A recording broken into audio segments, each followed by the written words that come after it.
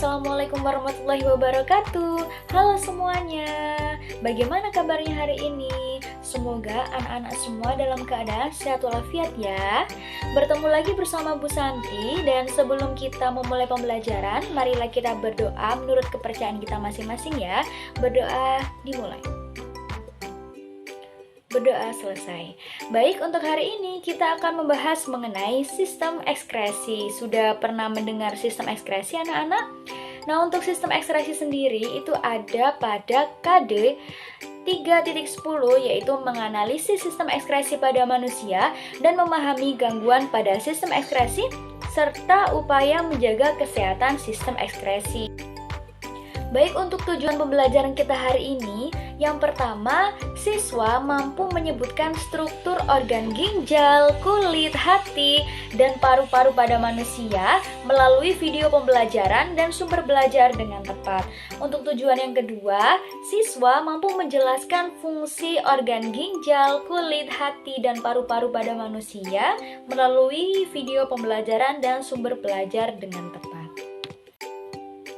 Nah, sebelum kita memasuki materi mengenai sistem ekskresi, Bu Santi ingin tanya dulu ya kepada anak-anak. Coba bayangkan jika kalian itu tidak dapat mengeluarkan urin atau keringat. Bagaimana? Apakah tubuh kalian sehat? Nah, sebelumnya kalian tahu tidak urin itu apa? Nah, dalam sehari-hari kalian itu menyebutnya adalah air seni ya, atau buang air kecil. Nah, jika anak-anak tidak bisa membuang air kecil atau tidak bisa mengeluarkan keringat, artinya apakah tubuh kalian itu sehat?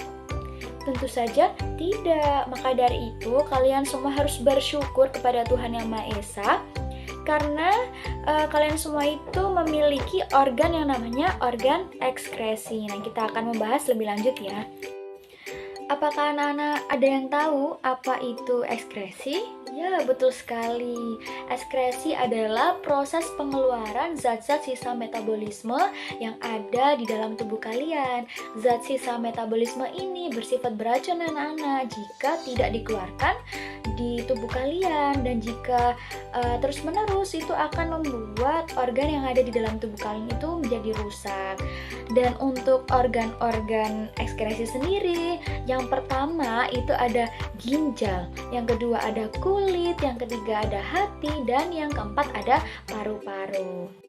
Untuk yang pertama, kita akan membahas mengenai organ ginjal. Nah, sebelum kita membahas tentang organ ginjal, Bu Santi tanya dulu ya ke anak-anak, organ ginjal itu ada berapa? Iya, organ ginjal itu ada dua, ginjal kiri dan ginjal kanan. Untuk ginjal sendiri tuh fungsinya apa, Bu? Fungsinya yaitu untuk mengeluarkan zat-zat sisa metabolisme di dalam tubuh kalian. Berupa apa itu? Berupa urin. Jadi untuk anak-anak biasanya setiap pagi kalian ke kamar mandi untuk buang air kecil. Tandanya kalian itu sehat, yaitu kalian dapat mengeluarkan zat-zat sisa metabolisme dalam tubuh kalian berupa air seni. Dilihat dari dalam, terdapat korteks atau kulit ginjal, terdapat medula atau sumsum ginjal, terdapat pelvis atau rongga ginjal. Di dalam ginjal terdapat pembuluh arteri, tempat masuknya darah yang akan dibersihkan disebut arteri renalis, dan pembuluh vena, tempat keluarnya darah disebut vena renalis. Mekanisme pembentukan urin pada ginjal. Sekarang, mari kita melihat lebih dalam mengenai ginjal. Di dalam ginjal, terdapat struktur yang bertanggung jawab dalam pembentukan urin, yakni ada pada nefron. Di dalam nefron, terdapat badan Malpighi, tubulus contortus proximal, lengkung Henle, tubulus contortus distal, dan tubulus collectivus. Anak-anak, di sini Ibu menggunakan alat peraga mengenai proses terbentuknya urin. Alat peraga ini berfungsi sebagai ilustrator organ ginjal di dalam tubuh manusia.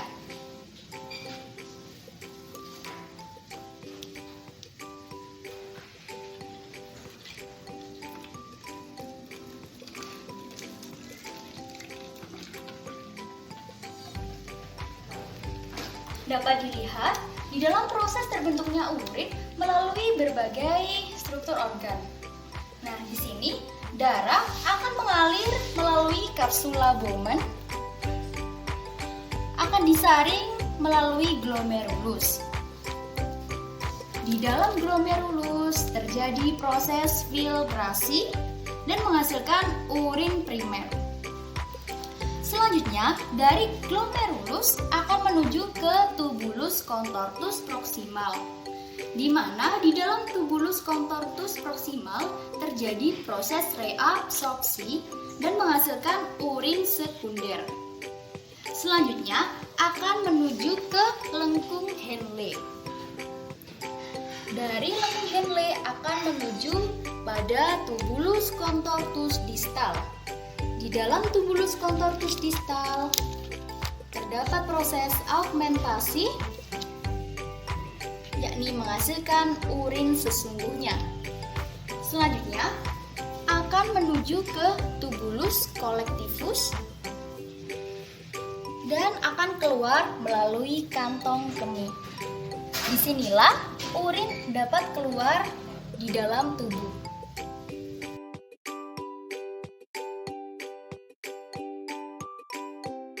Bagaimana, sudah paham? Iya, untuk selanjutnya kita akan bahas mengenai kulit ya anak-anak ya.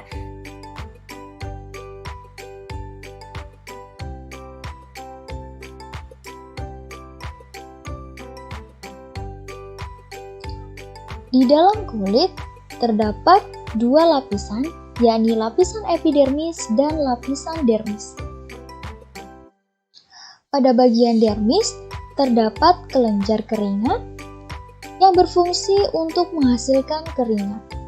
Di dalam keringat mengandung air dan mineral. Keringat dihasilkan ketika kapiler pembuluh darah bawah kulit melebar. Hal tersebut dikarenakan karena adanya pengaruh panas atau hormonal dan sebagian darah akan melewati bawah kulit. Sebagian air dan mineral akan berdifusi menuju kelenjar keringat, kemudian dihasilkan sebagai keringat yang nantinya keluar menuju pori-pori kulit. Untuk selanjutnya kita akan membahas mengenai paru-paru dan yang terakhir mengenai hati. Nah, apa saja sih Bu fungsi dari paru-paru? Nah, sebelum kita membahas tentang fungsi paru-paru, coba anak-anak semua menarik nafas dalam-dalam, hembuskan. Nah, bagaimana rasanya? Sangat segar? Ada energi kembali? Iya, betul sekali, karena fungsi dari paru-paru sendiri itu adalah menghirup oksigen untuk dibutuhkan tubuh itu supaya menghasilkan energi. Nah, untuk tahap yang kedua itu melepaskan karbon dioksida ya anak-anak ya. Nah, itu melepaskan karbon dioksida dan uap air yang ada di dalam tubuh kalian. Struktur paru-paru. Yang pertama adalah trakea, yakni tempat udara untuk masuk ke dalam paru-paru. Yang kedua, terdapat lobus kanan bagian sebelah kanan paru-paru. Kemudian ada lobus kiri bagian sebelah kiri paru-paru. Lalu ada bronkus kiri, yakni cabang batang trakea sebelah kiri, dan bronkus kanan, cabang batang trakea sebelah kanan. Lalu terdapat bronkiolus, yakni cabang bronkus yang menyalurkan udara ke alveoli. Lalu terdapat pleura, yakni membran tipis yang berlapis ganda yang menyelubungi paru-paru. Pleura fluid atau cairan pleura, yakni melumasi bagian dalam rongga paru-paru. Selanjutnya adalah alveolus, yaitu tempat pertukaran oksigen dan karbon dioksida.